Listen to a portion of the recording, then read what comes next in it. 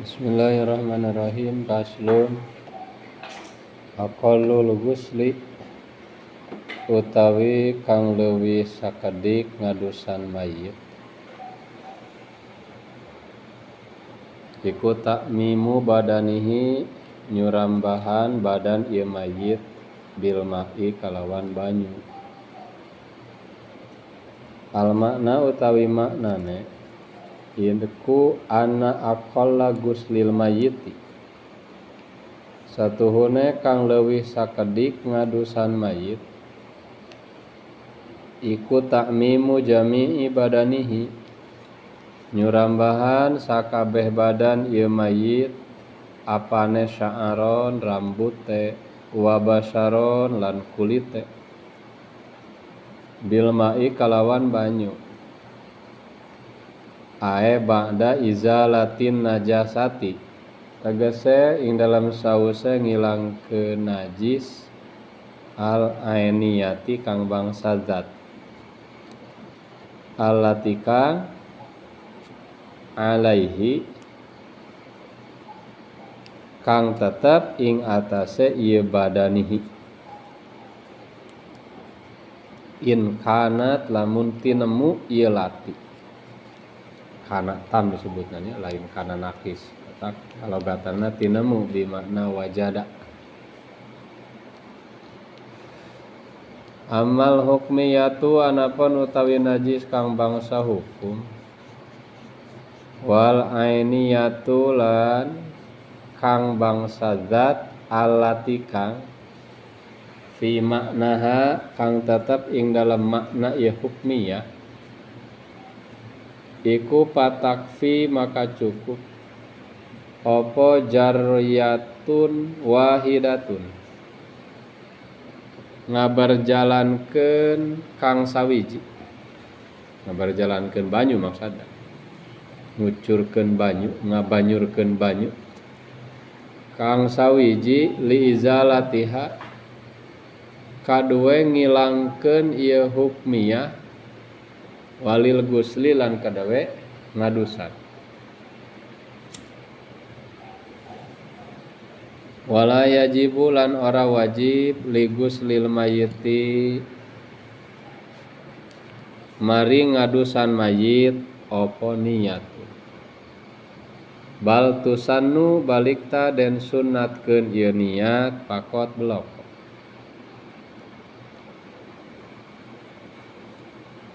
kawajiban kahiji dina tajhiz janazah teh tadi adalah ngamandian. Ari tingkah ngamandian mayit kabagi dua, hiji aya aqal artina batas minimalnya. Jadi paling sakedikna keur ngagugurkeun kawajiban teh sakieu ya kitu. Kadua aya akmal artina tingkah nu paling sempurna. Jadi kaifiatu ghuslil mayit pertingkah ngadusan mayit kabagi dua, kahiji aya aqal artina batas paling saeutik anu cukup keur ngagugurkeun kawajiban ngamandian mayit. Anu kadua adalah akmal. Pertama nu aqal heula saur dina matan aqalul ghusli ari pang saeutik na ngadusan mayit batas paling saeutik batas paling handap dina cukup keur ngagugurkeun kawajiban urang nalika ngamandian mayit teh kieu takmimu badanihi ngawalatraan badan eta mayit ku cai sabaraha balik sabalik kawajiban.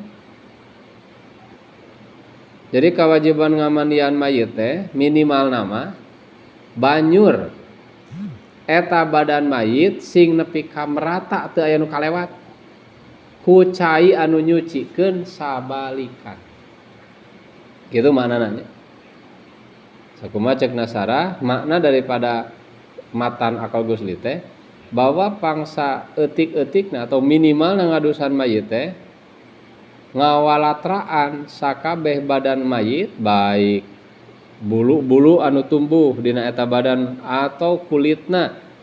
Pokona mah bulu jeung kulit anu aya dina badan eta mayit, badan bagian luar tentuna. Eta kudu cing cina walatra dikumah bil mai ku cai. Jadi kumaha we banyur lah gitu. Banyur sabalikan ngan ulah nu kaliwat.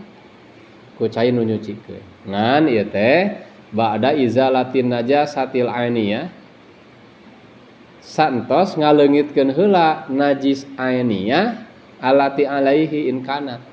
Nu aya dina eta badan mayit lamun memang aya. Jadi tegasna lamun dina badan eta mayit aya najisan, langkah pertama piceun heula najisna nu bieu pisan nya kalangkung dina tata cara miceun najis nah hanca umum tadi. Piceun heula najisna tah di mana geus suci badan eta mayit tina najis lamun tadina aya najisan. Kakarek banyur lah eta badan si mayit sabalika. Nya ada henteu ribet. Persis ieu teh samikeun kana aqalul gusli dinu hirup di tukang dina bab adus ketika di kitabut taharah nalika nyaritakeun rukun adus kan kudu dua. Kahiji niat purudu bahasana mah fardu adus kan kudu dua. Kahiji niat nomor kadua tamimul badan bil mai kan kitu. Sami wae ya nu maot oge. Aqalul guslina mah cukup we. Banyur badan eta mayit ku cai anu nyucikeun sawangsulan sing nepi ka rata. Mana anu kudu kakumbah teh nu dihukuman bagian dohir badan we. Bagian dohir badan termasuk lamun dina wajah beubeureumm lambei. Adapun rongga mulut mah teu kudu lain. Terus deui bangsa lipatan-lipatan badan termasuk deui dubur gitu. Lipatan dubur eta. Ngan lamun aya najis ainiyah dina badan eta si mayit samemeh dibanyur dengan tujuan ngamanian teh ayahna kumaha heula eta najisna hilangkeun heula eta najisna. Lamun najisna ainiyah kalau contoh misalna si mayit teh dipiceun heula ya kokotor tina beuteungna teh berarti tah dina duburna teh kan aya meureun sisa kotoran teh eta obehan heula bahasa urang. Tah geus beres ngobehan teu lamun tah aya deui najis sere dina badan mayit teh piceun heula kumaha heula eta najisna geus bersih badan mayit tina najis tinggal banyur eta mayit teh sawangsulan sing rata seluruh tubuhna kabanyur ku cai maka di mana tos rengsek itu eta tos gugur kewajiban urang. Heupeun teh urang kudu memperhitungkeun lamun kahiji waktu kajadian mayitna loba caina terbatas. Tak mungkin di dia orang mau bisa maksakan had akmal, cukup ngambil had akal ya. Jadi lamun geus terpenuh teh pan urang mau ragu-ragu ari tos hafal mah jah. Tah eta lamun najisna ainiyah cenah bieu teh kudu dipiceun heula. Kumaha lamun aya najisna teh hukmiyah. Amal hukmiyah anapun ari najis hukmiyah, lamun dina badan mayit teh aya najis hukmiyah. Wal ainiyah allati fi ma'naha nya kitu deui sami hukumna seperti hukmiyah ainiyah anu sadarajat jeung hukmiyah. Tah tadi teh anu dipake contoh mun di urang teh. Di urang kajadian gara-gara salah susuci, teh pan hakikatna asalna najis ainiyah. Ngan gara-gara susucina salah berarti eta jadi disebut teh ainiyah fi ma'nal hukmiyah. Nah, kumaha lamun dina badan mayit teh aya najis hukmiyah. Nah kudu dua kali ngabanyur. Kalau bah titik eta teh misalnya contoh dina pingping mayit aya najis hukmiyah. Nah kudu dua kali ngabanyur sakali keur miceun eta najis, engke sakali deui keur ngadusan. Oh jawabna patapi jariyatun wahidah. Cukup wae satu kali ngabanyur teh li izalatiha keur miceun hukum eta najis hukmiyah walil gusli jeung keur ngadusan eta mayit. Jadi titik eta dengan sakali ngabanyur cukup eukeun ijalatun najis jeung goslil mayit. Teu kedah dua kali. Da ieu sakumaha anu mu'tamad ulama mutaakhirin teh ya. Tos sakitu jang. Tinggal ayeuna nanti pelengkapna. Kumaha ari masalah niat ngadusan mayit wajib tawah henteu ieu nu rek ngadusan teh dina hatena aya niat ngadusan wala yajibu li guslil mayit niyatun teu wajib pikeun ngadusan mayit niatun aya niat dina hate rek ngadusan mayit. Jadi sanajan tanpa make niat sah wae. Sehingga tadi asumsina lamun ieu mayit dimandian ku budak anu can tamyiz, pan budak can tamyiz mah encan mu'tabar.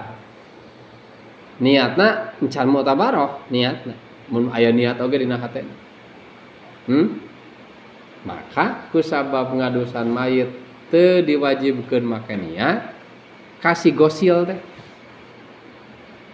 Hasil wae lamun seug eta mayit dimandian ku budak anu can tamyiz atawa maaf ku jelema gelo, tapi bener ngamandian jelema gelo. Asalna teu umat Islam anu gelo gitu. Dina kaayaan keur gelo keneh aya nu maot dimandianna ku nu gelo eta, tapi bener kakumah seluruh tubuh mayit teh. Maka ieu geus gugur. Geus gugur kawajiban ngadusan ieu mayit najan dilakonana tadi ku nu gelo. Sabab asumsina teh teu wajib niat. Tah ieu jeung nu hirup teh bedana teh. Adus nu hirup jeung adus nu geus maot gitu, anu diadusan ku batur.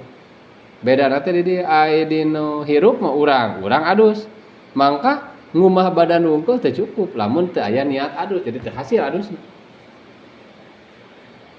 Matak dina paduna ge dua urang mah kahiji niat, kadua ngumah badan ku cai sing rata. Tah lamun dina fardu ngadusan mayit mah lamun rek disebut teh kur hiji. Fardu ngadusan mayit mah kur hiji nyaeta ngawalatraan badan eta mayit ku cai nu nyucikeun. Adapun niat nasi gosil eta henteu wajib. Tah itu wajib teh pan aya keneh pilihan. Nah teu wajib teh kana wenang, kana makruh, sunat atau bahkan haram. Aya we ka hareupna penegasan intiqolnya. Bal tusanu, tapi sanajan teu wajib oge disunatkeun eta niat. Jadi ringkas nama jalema anu ngadusan mayit sunat samemeh ngadusan teh sunatnya begitu bari ngadusan lain samemeh. Begitu bari ngawitan ngabanyurkeun cai kana badan eta mayit sunat manehna niat ngadusan eta mayit. Ngan lamun seug manehna teu aya niat dina hate ngadusan ieu mayit tapi dilakonan pekerjaanna mah ngadusan eta mayit cukup. Da hukumna niat ngadusan eta hanya sunat teu wajib. Iyalah engke tarucingna ai pagawean wajib adi niatna sunat. Ieu mun aya pertanyaan. Pan ari pagawean ngadusan mayit mah wajib. Wajib mayit teh diadusan tah kudu hirup eta. Ngan niat ngadusan eta mayit sunat hukumna. Dek make niat nya alus boga pahala. Teu make niat oge teu nanaon. Wajib migawena sunat nganiatana.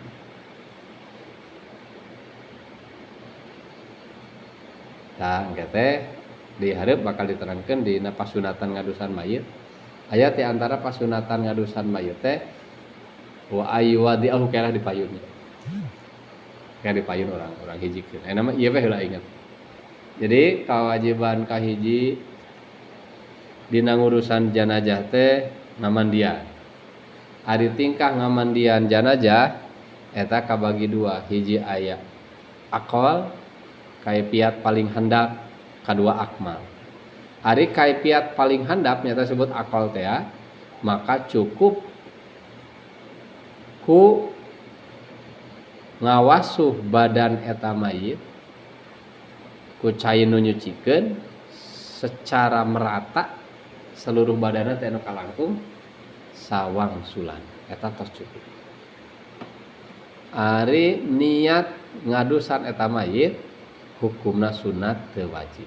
Tos had akal masa kitu. Nya tinggal engke wa akmaluh